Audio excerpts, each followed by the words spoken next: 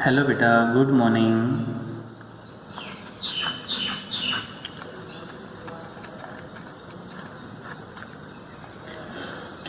Integration जो बेटा हमने पढ़ाया था वो थोड़ा बेसिक कॉन्सेप्ट था। कई बच्चों की प्रॉब्लम भी हो सकती है कि बुक में नहीं मिला, वो तो बुक के अंदर वो नहीं मिलेगा आपको, क्योंकि वो थोड़ा सा एज ए ट्रैक के ऊपर चढ़ाना था इंटीग्रेशन। क्योंकि अब जो हमारा नेक्स्ट टॉपिक होगा बेटा, उसके अंदर ये इंटीग्रेशन टाइप की आपको मिलेगी। तो अगर आपने इससे पहले किया है वो, तो आज का टॉपिक होगा बिल्कुल आपके पास इजी, समझने में बहुत आसानी होगी आपको कि इंटीग्रेशन क्या है। तो equation of uniformly accelerated motion by calculus method. जो इक्वेशन ऑफ यूनिफॉर्मली है बेटा, equation of uniformly accelerated motion by calculus method।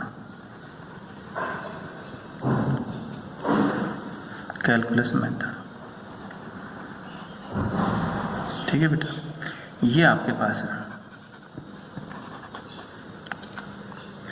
इससे पहले जो 3 इक्वेशन थी, इक्वेशन ऑफ मोशन के नाम से जानी जाती है बेटा। तो इक्वेशन ऑफ मोशन यानी v is equal to u plus a t, s is equal to u t plus half a t square, v square minus u square is equal to 2as। ये तीनों ही आपके पास क्या है, equation of motion. तो इससे पहले तीनों इक्वेशन हमने बाय वेलोसिटी टाइम ग्राफ से प्रूव की थी। अब हम बाय कैलकुलस मेथड से प्रूव करें। कैलकुलस मेथड का अर्थ जो इंटीग्रेशन का मेथड है, उससे हम इसको प्रूव करेंगे। ठीक है, तो बेटा इसके अंदर देखो, consider an object is moving along straight line. हमें माना कोई भी ऑब्जेक्ट है वो एक स्ट्रेट लाइन के अंदर मूव कर रहा है, जिसमें उसकी वेलोसिटी है v1 और v2। कंसिडर, वो कंसिडर लिखे बेटा, consider an object is moving along a straight line if या लेट v1 v2, v1 और v2 क्या है, दो वेलोसिटी आर द वेलोसिटीज, ये आपके पास वेलोसिटी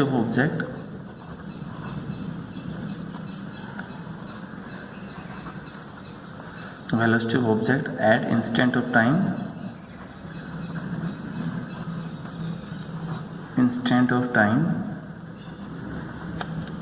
कितना होगा, t1 एंड t2, t1 और t2 के टाइम रिस्पेक्टिव, क्या ले रहे हो, रिस्पेक्टिव।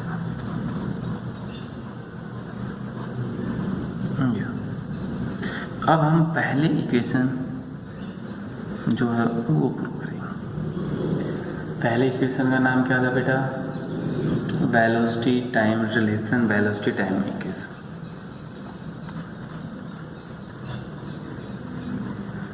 वेलोसिटी टाइम रिलेशन, जो कि v is equal to u plus v is equal to क्या बेटा, u प्लस ए टी। ये केस, इसको हमने बाय कैलकुलस मेथड से प्रूव करना। सही बेटा, according to definition of acceleration, acceleration की जो डेफिनेशन है आपके पास, एक्सेलरेशन क्या होता है बेटा, change in velocity upon change in time. Velocity में जो चेंजमेंट है और टाइम के बीच जो वेलोसिटी टाइम के साथ चेंजमेंट आती है, वो होता है एक्सेलरेशन। तो बेटा, according to definition of acceleration, acceleration A बराबर क्या कहता है, dv by dt। A is equal to क्या होगा बेटा, dv अपन dt। यहाँ पर dv क्या होगा, चेंज इन वेलोसिटी, dt क्या होगा बेटा, चेंज इन टाइम। तो change in velocity upon change in time, ये किसके बराबर होता है बेटा? एक्सेलरेशन। यानी change in velocity upon change in time किसके बराबर होगा बेटा? ये एक्सेलरेशन के बराबर। अब हम तो यहाँ से अगर हम देखें a इज इक्वल टू क्या था? D v upon d t. इसको वहाँ ले आओ तो d v is equal to क्या बचा? a into d t. D v क्या होगा आपके पास? a into d t. या आपके पास क्या होगा बेटा? डी वी होगा। Integrate both side,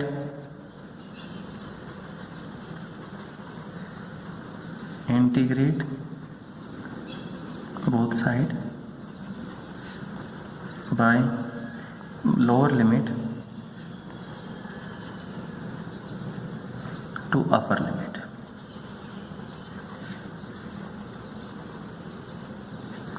lower limit से लेके अपर लिमिट तक हम अपन क्या कर दे? इसका इंटीग्रेशन। देखो D V A into d T, ये सिंपल किसका बेटा? इंटीग्रेशन का। लोअर यानी इनिशियल वेलोसिटी क्या है? v1, क्योंकि dv क्या है? वेलोसिटी, तो लिमिट किसकी आएगी? वेलोसिटी। कभी आप यहाँ पर टाइम की वैल्यू रखो। जब इनिशियल वेलोसिटी v1 है तो उसका टाइम पीरियड कितना था? 0। टाइम पीरियड कितना था? 0। या t1 मान लो, कुछ मान लो। यहाँ पर t1 दिखा रखे तो बेटा t1 शो। फाइनल वेलोसिटी कितनी है? v2, तो टाइम पीरियड कितना है बेटा? t2 हो गया। जब इनिशियल वेलोसिटी कितनी है? v1, तो इंस्टेंट ऑफ टाइम कितना था? t1। फाइनल वेलोसिटी कितनी हुई? v2, तो टाइम पीरियड कितना होगा बेटा? t2। अब dv का इंटीग्रेशन क्या होगा बेटा? v इनिशियल फाइनल, इसमें d के पीछे बेटा t है, आगे t है नहीं, तो a को हम बाहर करें, इसको हम ये लिख सकते हैं a into d T, t1 से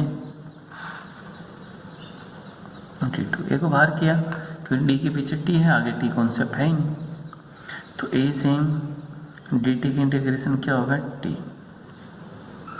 t1 से t2। देखो अब हम वैल्यू रखेंगे, इस v की बजाय पहले हम क्या रखें? अपर v2, फिर माइनस साइन लगा के लोअर। यहाँ पर बेटा a सेम, इस t की बजाय पहले t2 और माइनस t1 एट t1 कितना? इनिशियल टाइम कितना? 0। v1 को क्या कह दिया गया? u।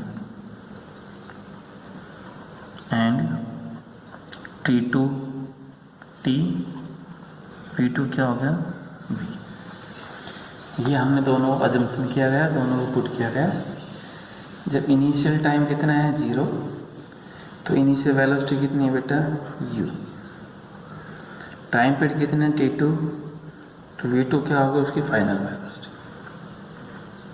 ठीक है, ये जो अजम्पशन है बेटा इसके अंदर रखो। v2 को हम क्या माने? v। v1 को क्या माने? सॉरी, ये बीच में माइनस है। v1 क्या होगा? u। यहाँ पर a सेम, t2 को क्या बोला गया? t। t कितना और t1 कितना होगा? 0।